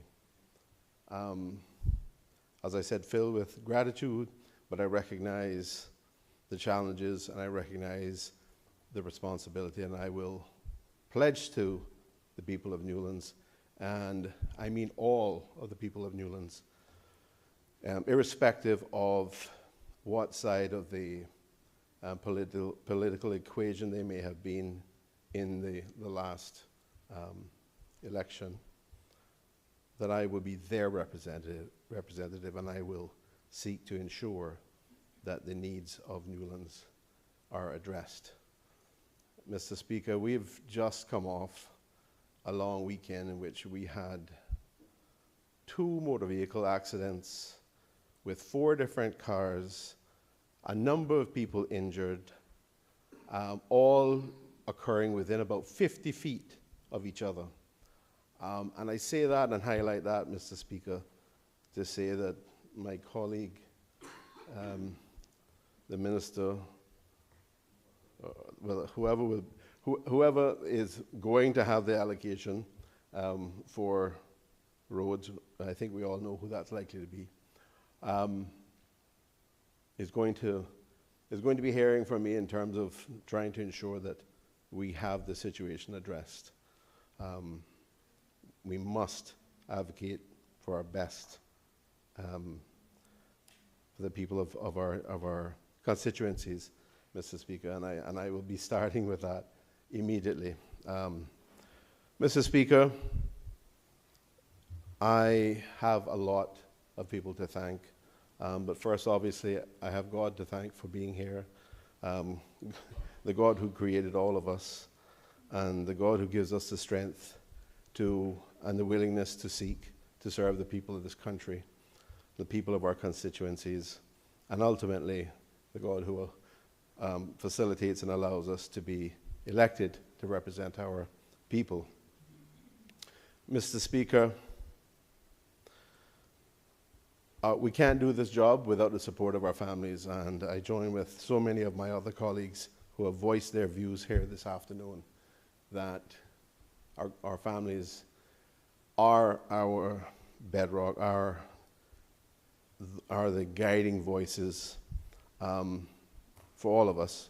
And they're the ones that suffer a lot, probably in some cases more so than we do. Because when you do this job, Mr. Speaker, after a while you get used to the political commentary. But they don't, Mr. Speaker, they don't deserve it. They shouldn't be expected to have to deal with it and manage it. You know, criticism can be fair, and in that case it is oftentimes capable of being accepted. But when it is misinformation, when it is in poor taste, when it is deliberately done to hurt feelings, then I think we pass the line. So, Mr. Speaker, I've certainly had rocks thrown. I chose to pick them up and build bridges, and I think that's how we move forward. Mr. Speaker, my wife, Jane, my son, Cody, and I'll say particularly my wife, Jane, she is my biggest rock, but let me tell you, she can also be my biggest critic. If I don't do something that I said that I was going to do, she's the first one to be telling me. And of course, I can't put down the phone. I can't ignore her. She's going to tell me that every day. So I actually thank her for that. And I think we all should be blessed enough to have people in our lives who are honest with us every single day as well. Mr. Speaker, I have so many people in terms of my campaign to thank, probably too long to list. But I want to say thanks to Miss Debbie, who works in my office, who toils under very difficult circumstances, sometimes where she doesn't feel well. I so appreciate her and the energy she brings when she can find it. I'd like to thank so many others. I will do that in a more personal way later on. Mr. Speaker, my contribution to the country comes from a place of a desire to just purely do public good, not to seek anything else, Mr. Speaker. And I pledge to my colleagues in government and to colleagues in this wider House that I will seek to work collaboratively, to work together to achieve the best for this country that we all love so dearly, Mr. Speaker. Mr. Speaker, I'd like in particular to thank my colleagues in the Caymanian Community Party and to say it has been an honor in this campaign with them, and I look forward to the growth and development in the coming years. Mr. Speaker, I certainly also would like to thank all other colleagues, those in the Caymanian National Party and the members of the independent group who have come together to serve with us to deliver what we need to deliver for the people of this country, to move this country forward, and to provide a better future for our children. Mr. Speaker, with that, I will stand down so that we can get on with the work to make this country better, sir. Thank you.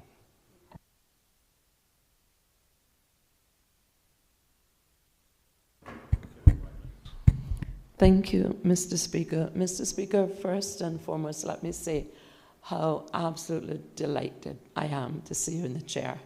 I certainly had the opportunity to serve with you in a different capacity in this honourable chamber, and I am totally confident that you have already wrapped your mind around the amended, almost new standing orders, and will have no hesitation to administer them on both sides of the aisle in a very fair and equitable manner, and that gives me great relief and confidence. May this not be the only term.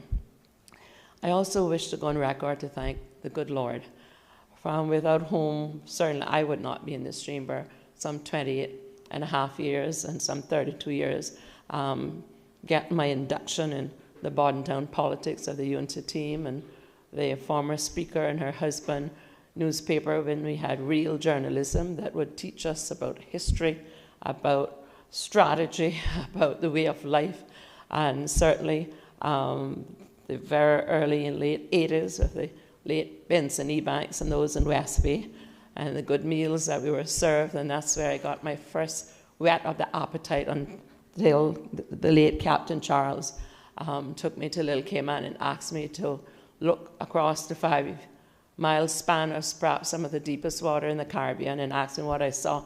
And of course I answered the obvious way. I saw Cayman Brac, Little Cayman. And after I asked the third time, I realized that there was a much deeper response I was looking for. And I said, I saw an island that you very aptly and ably represented. And he said, that's the purpose of my visit here, to endorse you to do that. And so I give thanks to him and also Mr. Gilbert McLean, who saw in me as a young lawyer who thought that I was going to get justice for everyone who couldn't afford the courts before the advent of legal aid, and be an advocate. As it was then, my modus operandi was not to become a partner, even though that's very good. And just as it was when I started, I thought, well, I'll make Captain Charles happy and I'll say yes. And I looked at Miss Annie and thought, oh, what a wonderful woman serving 20 years. Little did I know that I would now become the mother of the house. And I said that to say this: it doesn't matter from whence we come.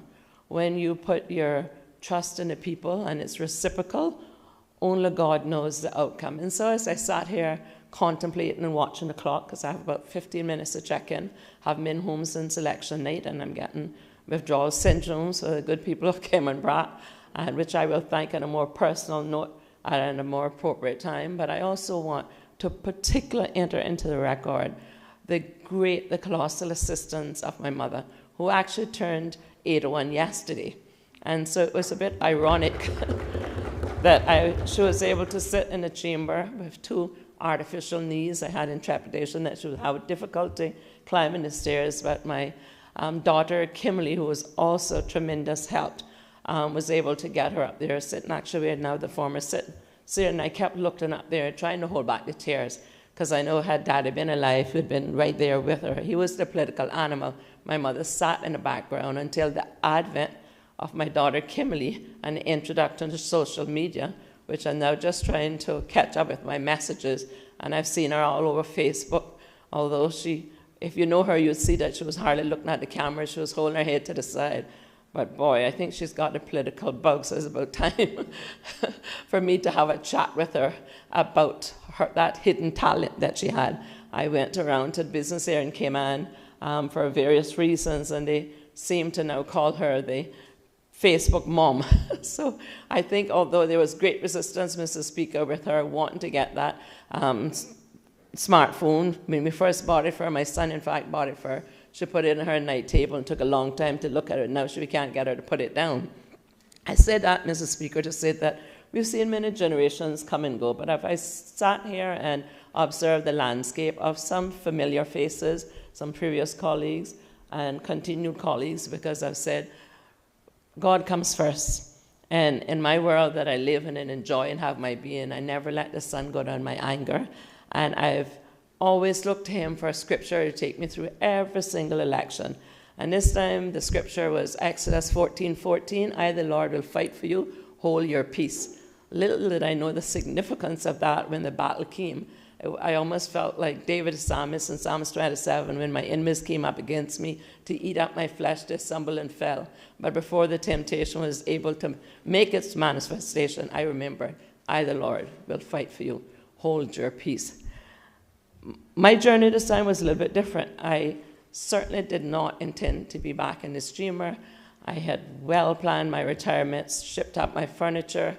Now I have to go and look for a new bedroom, set somewhere in Cayman. And then I went to Barbados, and some of you would have heard this before, but it bears repeating and be entering in this honorable chamber.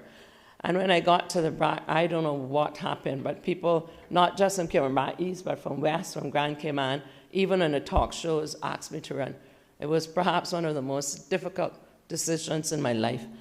And I just want to go on record to thank the people of Cayman Brac East for keeping their end of the bargain. You know, I didn't canvass, I didn't solicit, I never asked one person for a vote. I relied, I, the Lord, will fight for you, hold your peace. And it was a resounding victory, and that victory belongs to the people of Cayman Brac East. On the day of election, I went into the polling booth one time, and that was to vote. I never went and checked the figures, I never went to compare it, because I felt that if it was the will of the Lord, that I was leaving it to him. I felt I had the will of the Lord in retiring, assisting the church as they had asked me to do. And when this new mandate came, I wanted to make sure that I extricated Juliana and left it to them. And I can say that when I heard it later in the night, I didn't even know that I had one. I was down by Moses, who gave me tremendous help with his endorsement, his support, physical and otherwise. Financially, I run a very mean campaign. I got a photocopier, and my poor mother and my daughter and my son and I, we hit the road. And because throughout the entire year, I know my people and they know me, I go to their house, they come to mine. I don't have to take time with the introductions. And so, Mr. Speaker, today is a very blissful day. I'm happy that the people kept their word, and that I firmly believe that I've been called for such a time as this. I don't know what the challenges are going to be. I don't know what will be out there, but one thing I know, I see all Caymanians sitting in this chamber, because that is what the Constitution asks for. I see those that I've served with up close and personal. I see new ones that I knew for a long time. And if you would permit me, I see my good friend from UDP. It's been so long I forget, Raleigh. And many, many times I've had to say, not my Raleigh. And I'm glad that he's come back. And he ended with scripture that did my heart well. Because this time I don't plan to say, not my Raleigh. I want to say, that's my Raleigh. And there's a difference. I want to congratulate the now new Premier, his entire team, for putting the team together. It's also historic that we now have, if I counted correctly, 6 Cayman Brackers, holistically or partially. That gives me a great confidence to know that the sister islands will be well represented, about 33.3% of the entire parliament. But I'm also very, very happy, Mr. Speaker, to see the member from Cayman Brac West. He would appreciate that I refer to him as my little boy Nick, and he refers to me as Aunt Julie. He spent quite a bit of time around my table on the day of election, learning some of the tricks of the trade, and I have confidence that he would do the island proud. I'm glad that I'm here for whatever assistance may or may not be needed. He knows where my heart is, and I've always operated, Mr. Speaker, that it matters not what side of the honorable chamber you're in. If you're Caymanian, you're in the fighting side of Juliana. And so I look forward to see us work together. As David the psalmist said, behold how good it is when brethren, and because of my gender sensitivity, I also like to say sisterin, and that's not a full English word, that's a Caymanian taking a word to communicate something that you all would understand. Work together in unity, because there's much work to be done. A house divided cannot stand. We're already bordering the minority, but with God, we can be a majority, and we can continue to make these beautiful islands, the 3 Cayman Islands, a place which will continue to be the envy of the world. So as I continue to pray, and my prayer warriors, as many members there had, I remember my very last meeting, and those of you who are in church would understand this. I go to Church of God Wholeness. The Adventist Church came at midnight to pray for me at my house. And that's what I said. It makes no difference what your denomination is, because we have more in common than we have to divide us, and there's one only true God. There are lots of people wishing us well, lots of people praying, lots of people want this to work. And whatever I can do to assist in that regard, I offer my most sincere endeavor. May it please you, Mr. Speaker, and please, I tender my apologies for my departure thereafter. Thank you.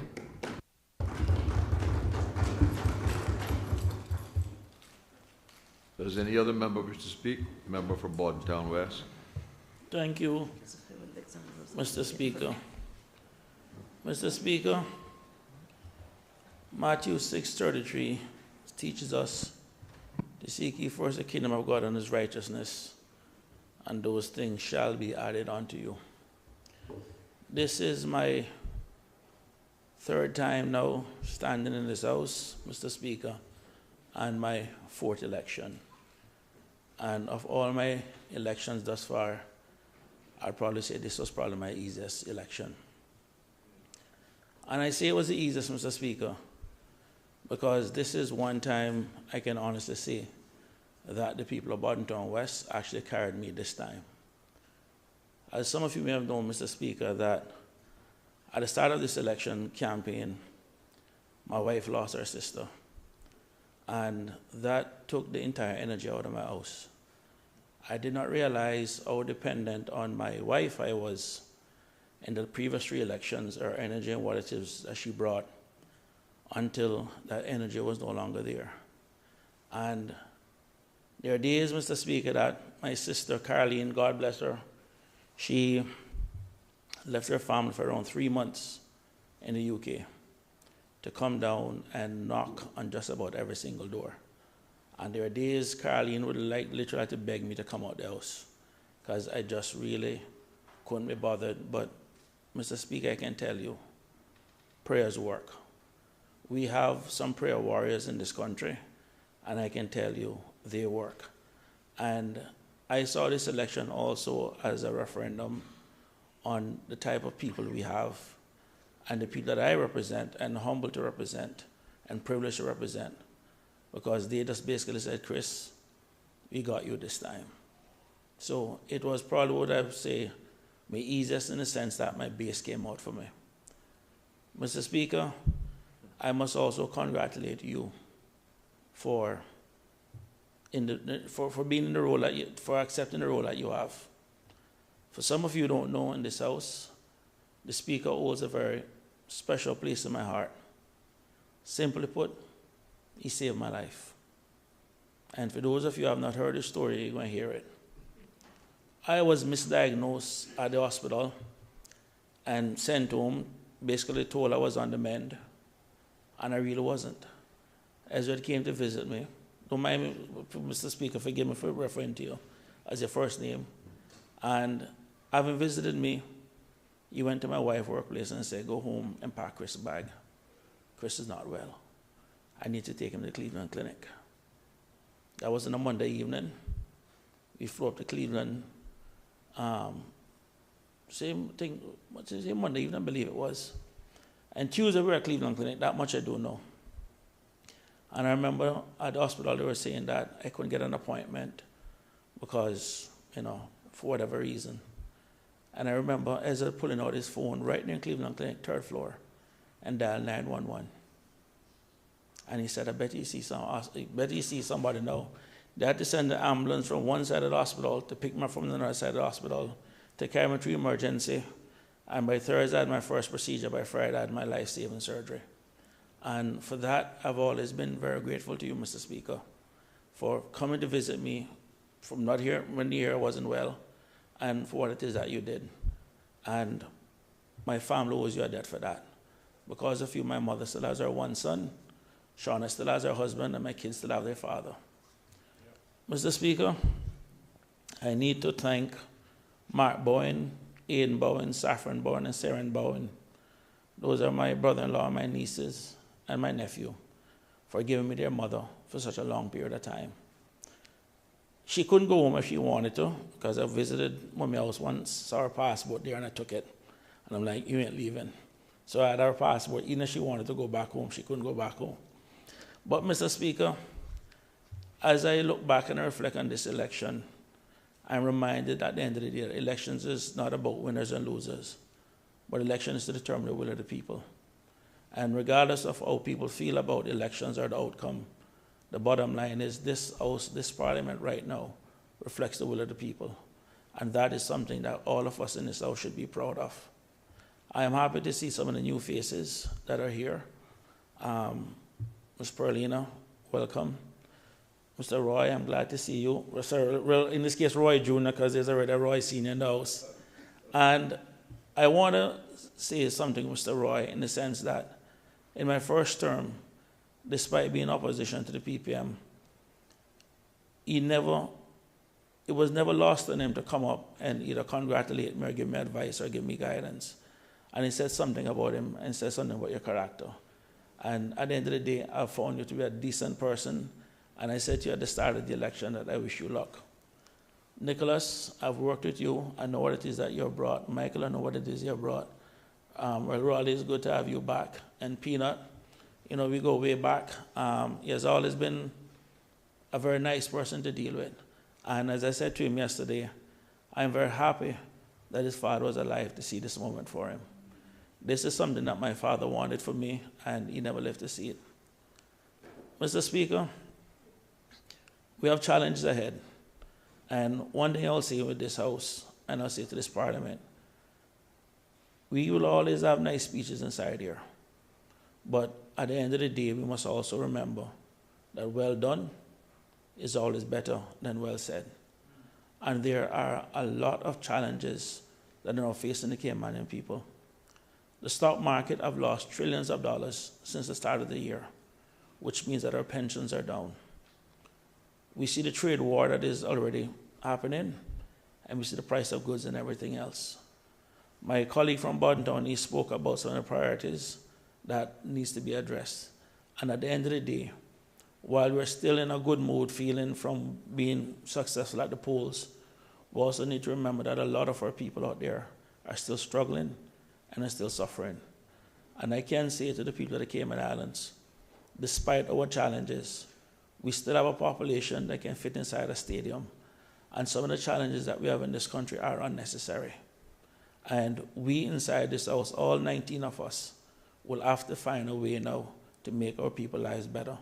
This is what this election is all about. And most importantly, this is what this Parliament is about, giving our people opportunities and a chance to live a better life. As I listened to the member for Cayman Brac East spoke about her mother's 81st birthday, it occurred to me that, well, I did remember actually, that today my last born son, Daniel, actually turned 18. And I made that reference, Mr. Speaker, to say, and I've said it in this House before, that this is the first time in human history, first time ever, that we have 4 generations working together. You literally have an 18-year-old working alongside an 81-year-old. Never before happened in recorded history of humanity. So within itself, it brings certain challenges where people are living longer. And as a result, we need to find ways for people to either engage longer within the workforce. We cannot be pushing Caymanians out of the workforce at 65, not when women are living to 84 and men are living to 79. And then you have an inadequate pension regime. One of the things I ran on is maintain our dignity for our people. And we need to find a way to make sure our people have that dignity. So, Mr. Speaker, there's a lot of work to be done. I want to thank I don't have a committee, so I just had my one sister knocking on doors, but I want to thank my office manager, Kayleen. Kayleen is one of my best friends for about 40 years now. She suffers from MS. This is something that we spoke about in the campaign. And to see Kayleen get up every day, despite even her own health challenges, and working for the good people of Boddentown West, even the ride coming in this morning, she was giving a list of all the people she engaged in and everything else. And I really want to thank her for my election agents, Andrea Fitzroy, my daughter Jordan, who was there, my aunt Minette, my cousin Jackie, and I'm sure I probably left out a couple because there are around 10 of them, but I'm really grateful for their support. I will be having, hopefully, an event soon to thank all the people of Boddentown West and everyone who supported me so we can at least celebrate. But for right now, last weekend, we laid my sister-in-law to rest, so my wife is still in the healing phase, our family is still in the healing phase. But I just want to also mention, special mention to my mother-in-law, Miss Shirley. She prayed for me every single day. And while people complain about their mother-in-laws, I can be safe to say that I am blessed to have a mother-in-law. I've been a son for now for 35 years. I've been in Charlotte since I was 17. I'm 52 for those who didn't work out the maths. But I am really grateful to have been blessed with a good set of family-in-laws. I'm looking forward to working with just about every one of you inside this house. And whatever it is that we can do to make our people's lives better, I'm here to help. The education that I have was paid for by the people of this country, and I owe them a debt to give back. So anybody research or anything that anyone needs, Chris is here to help. Chris is here to be part of the solution. With that, Mr. Speaker, I want to thank everyone. And Daniel, happy birthday, happy 18th birthday. Thank you.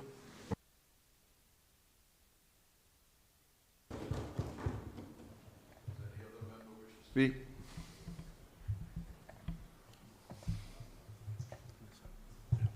Honorable Deputy Governor. Mr. Speaker, thank you. I shall be brief. Mr. Speaker, I join all members of this House in again congratulating you on your appointment. We have worked together in the past when you were a member of this House and also chairman of the Public Accounts Committee. I think we achieved some good things together, so I look forward to continuing on that tradition. Mr. Speaker, a lot of thank yous from me as well. I don't run for election, but I have a fairly large constituency of 4,832 civil servants that I do want to thank for their conduct and their professionalism during the period of sensitivity. A lot of work has to be done. Civil servants, I think, felt a bit constrained during this election period. We told them they have a right to be informed, they have a right to get familiar with their candidates, but I think there's still some more work to be done to ensure that our civil servants doesn't feel too restrained during the election period. So we will continue to work with them to provide them the necessary guidance and support. Mr. Speaker, I want to give thanks to my former colleagues in Cabinet. We worked together for a number of years and we achieved some good things together. I thank them for their support of the civil service. Mr. Speaker, one of the obligations of a civil servant is to serve one government today with passion and conviction, and the next day serve another government with the same passion and conviction.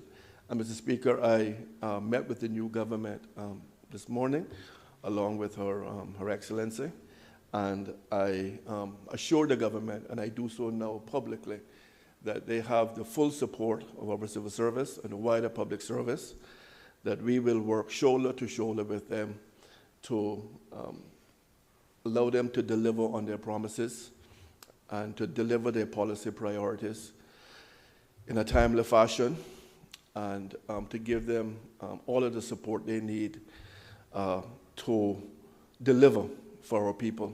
A lot of promises have been made. It is now our job in the civil service, once we get the policy priorities from the government, to translate that into action. Mr. Speaker, like I said, I thought we had a really great first meeting this morning. We were able to show our elected leaders some information around the civil service, some of the things that we are doing there to train our people, to equip them to carry out their responsibilities, but also to just, like I said, assure them that we are there to support. Mr. Speaker, we did a lot of work leading up to the election. The team in my office, who I owe a great deal of gratitude to, analyzed manifestos, looked at how we can give the government some options for setting up our new organizational chart, developing ministries. And I think the government today was impressed with the work that we did. I think they now have some really good information in which to make their decisions, and that's the job of the civil service. So I want to just close by thanking Ms. Gloria McField-Nixon, Ms. Mira Rodriguez, Ms. Satonia Cacho, Ms. Jennifer Ahern, Ms. Kristen Suku, and Matthew, the Deputy Chief Advisor, Matthew Hilton, for all of the work that they have been doing. They've had some long nights to get us to where we are today, but they made me very proud today, and I hope like I said, the government is now ready to deliver. So, Mr. Speaker, thank you very much, and I look forward to working with you and all members of this honorable House. Thank you.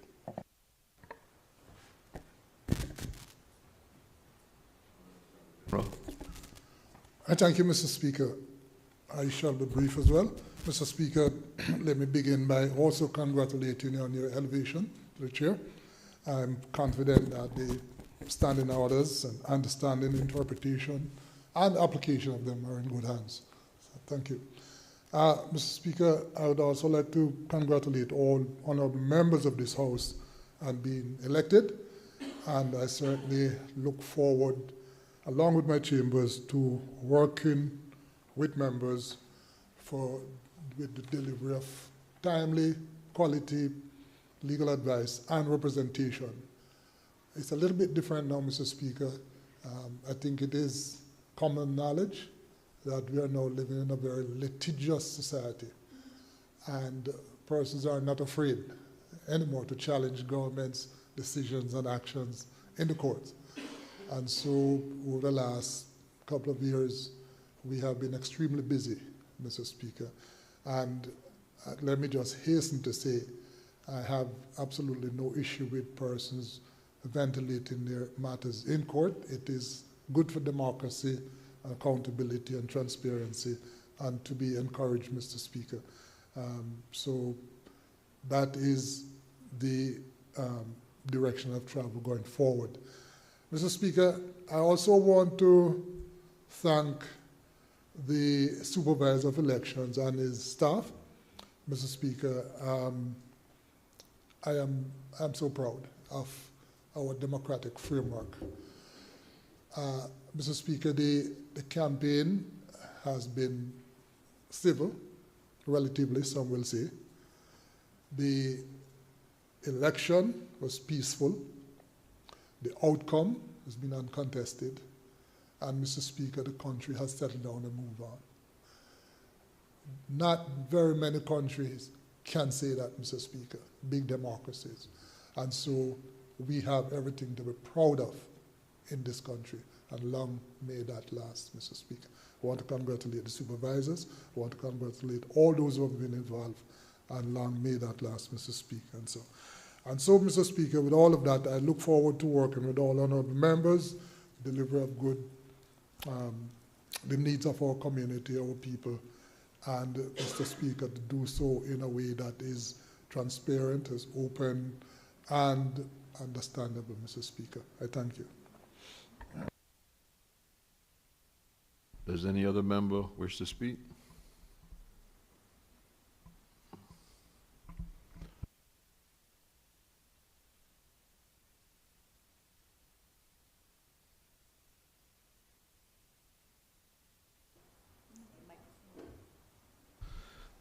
The question is that this House do now adjourn, sine die.